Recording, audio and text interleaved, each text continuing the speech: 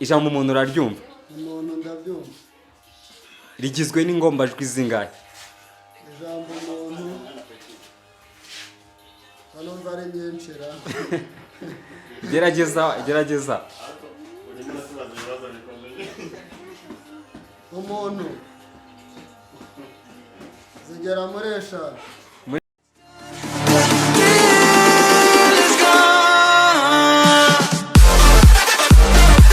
Yeah, there is ready gentlemen imisanzwe ko mubizi. Ni vibe nshya twabazaniye ni ikiganiro kimeze neza. Wakora iki? Salama girlfriend. Salama musaza. Turakubona dore no gukwafiza n'iki ewana akazi bose babibone niho bibera hano. Ariko turi mu kiganiro wakora iki? Turagira ngo wibwire n'abanyarwanda badukurikiye bamenye ngo umukwaferi wa mbere mu gihugu ninde amazina yiwe. Umukwaferi wa mbere mu gihugu ni Boni. Bamwita Boni. Boni, mu kiganiro dufite twita wakora iki? Ugize amahirwe ugahura na perezida wa Repubulika y'u Rwanda. Akakwishimira. Akakubwira ati nkuhaye inshingano narifite zo kuyobora igihugu. Akazigwa mu cyumweru kimwe. Wakora iki?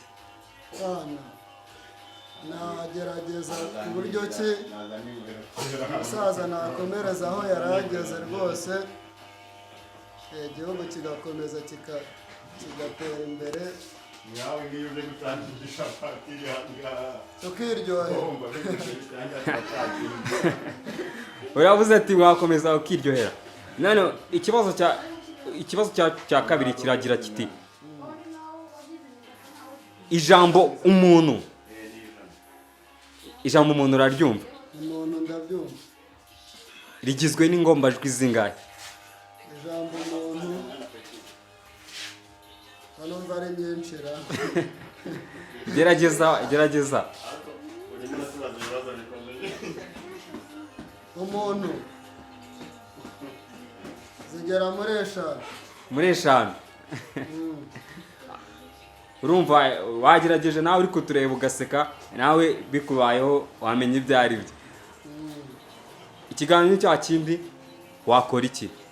Muri wakora iki ikibazo cyacu kiragira kiti cya gatatu. RDF rayizi. Ijambo RDF mu magambo arambuye rivuze iki? Ni iki? Rwanda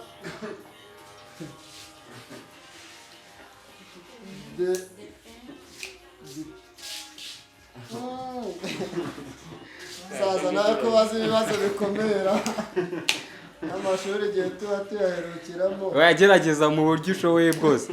Bya mbere ni ukugerageza.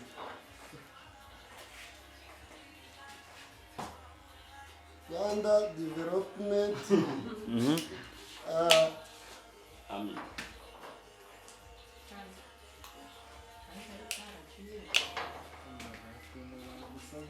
Gerageza kabisa. Akandi karandamutse. Akandi karakujabutse.